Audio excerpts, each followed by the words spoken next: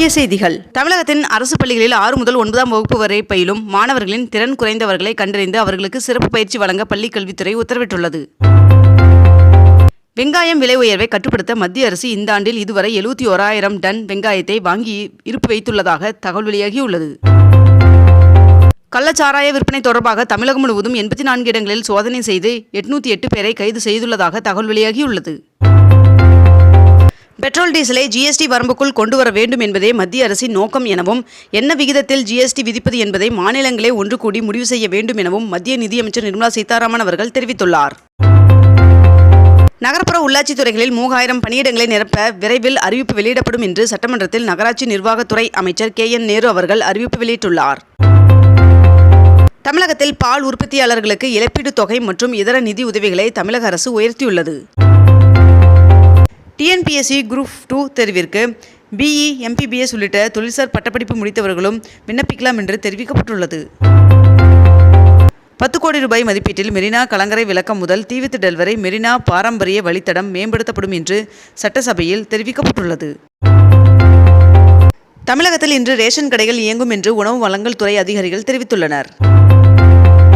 நேற்று நடைபெற்ற GST council கூட்டத்தில் ரயில் நிலைய பயணிகள் ஓய்வெடுக்கும் அறைகள், ரயில் நிலைய நடைமேடைகளில் பேட்டரி வாகனங்கள் உள்ளிட்ட சேவைகளுக்கு GST வரி விலக்கு வழங்கப்படுவதாகவும், மேலும் மாணவர்கள் தங்கும் விடுதிகளுக்கு வரி சலுகை அளிக்கப்படுவதாகவும் தகவல் வெளியாகியுள்ளது.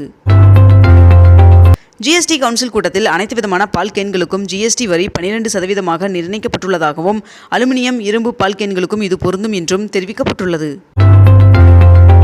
கருணை மதிப்பெண் ரத்து செய்யப்பட்ட 1563 மாணவர்களுக்கு இன்று நீட் மறுதேர்வு நடைபெற உள்ளதாக தெரிவிக்கப்பட்டுள்ளது. தமிழகத்தில் இன்று நீலகிரி, கோவை, திருப்பூர், தேனி, திண்டுக்கல், தென்காசி, திருநெல்வேலி, கன்னியாகுமரி ஆகிய மாவட்டங்களில் ஒரு சில இடங்களில் கனமழை பெய்ய வாய்ப்புள்ளதாக வானிலை மையம் தெரிவித்துள்ளது.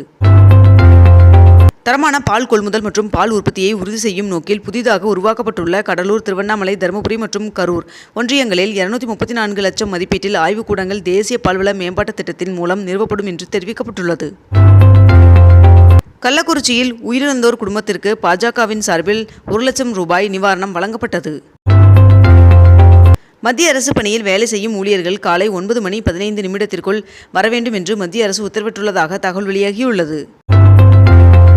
சுகாதாரம், மீன்பிடி தொழில் உட்பட இந்தியா, வங்கதேசம் இடையே 10 ஒப்பந்தங்கள் கையெழுத்தானதாக தகவல் வெளியாகியுள்ளது. சென்னையில் 2ஆம் கட்ட மெட்ரோ ரயில் பணிகளை தொடங்குவதற்கு மத்திய அரசு விரைந்து ஒப்புதல் தர வேண்டும் என்று மத்திய நிதியமைச்சர் நிர்மலா சீதாராமன் அவர்களிடம் தமிழக நிதியமைச்சர் தங்கம் தென்னரசு அவர்கள் கோரிக்கை வைத்துள்ளார்.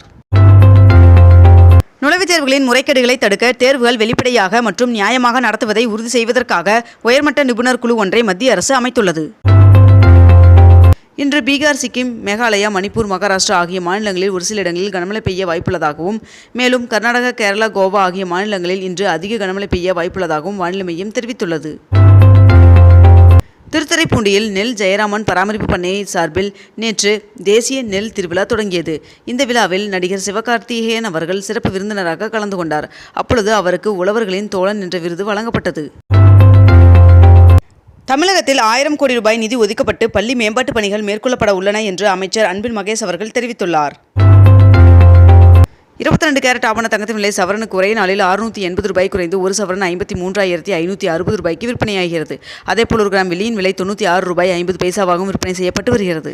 இத்துடன் இன்றைய தலைப்பு செய்திகள் நிறைவடைகின்றன. மேலும் இதுபோன்ற அண்மை தகவல்களை உடனுக்குடன் தெரிந்து கொள்ள நமது அக்னிபூ சேனலை சப்ஸ்கிரைப் செய்து கொண்டு தொடர்ந்து இணைந்திருங்கள். நன்றி, வணக்கம்.